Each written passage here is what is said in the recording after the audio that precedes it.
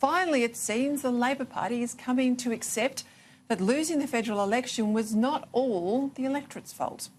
For months, no senior Labor figure could bring themselves to admit that it might be the party and its policies that cost them the unlosable election. Ever since May, they've hidden from the truth.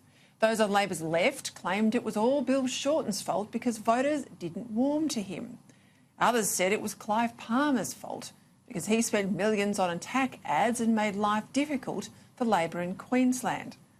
Others again said it was Rupert Murdoch's fault, an oldie but a goodie, because his papers and places like Sky News, they say, campaigned against the Labor opposition. Of course, what all these excuses really boiled down to is that it was the electorate's fault, because according to Labor, they were just too stupid to see Bill Shorten's brilliance. Now, take it from me, no political party that dumps on voters is ever likely to win until it drops a blame game and starts to really get to grips with why it lost, particularly when almost everyone said it couldn't lose. The first Labor voice of sanity was long-serving frontbencher Joel Fitzgibbon, who suggested that just maybe Labor's Green left obsessions had alienated the coal workers of his electorate and elsewhere and made Labor's blue-collar worker feel like a stranger and the old Workers' Party now a party of inner-city elites. Next came Labor's new shadow treasurer, Jim Chalmers, the man who replaced the train wreck that was Chris Bowen in the key numbers portfolio. Now, I reckon Chalmers was on the money when he said that Labor looked like it was attacking aspirational Australia. And as a Queenslander, he could sense the widespread voter rejection of Labor in the north, and Chalmers was right.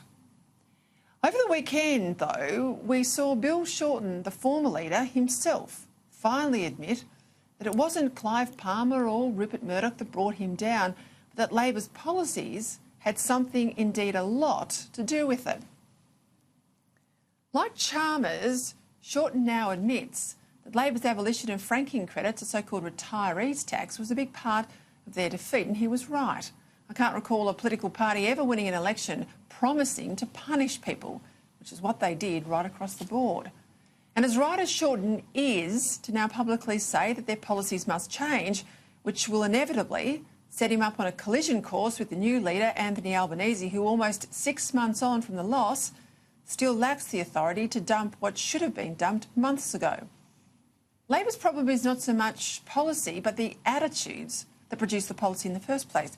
You see, Labor needs to lose the disdain it has for people who work hard and want to get ahead, people who put money aside so that they can live a decent life in their retirement.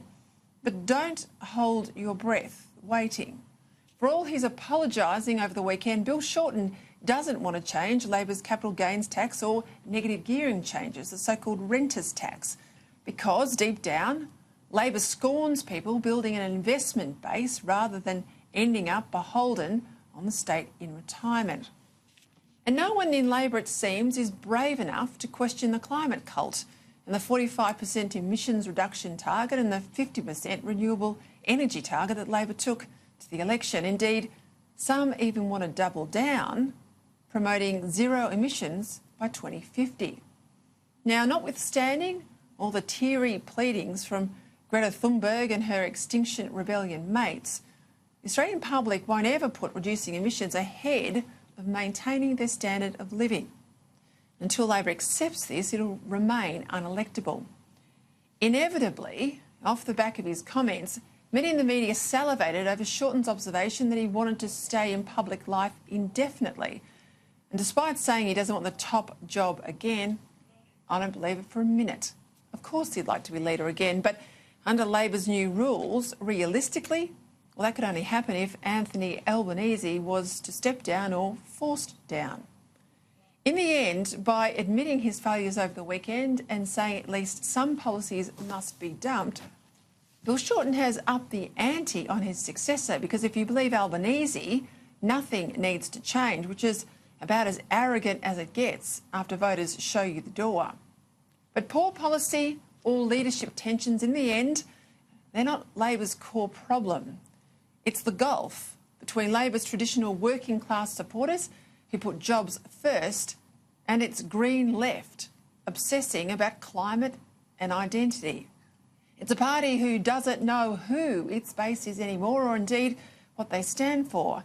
And unless they dig deep into their political soul and sort this out, I can't see any election review or one-off mea culpa solving this fundamental problem.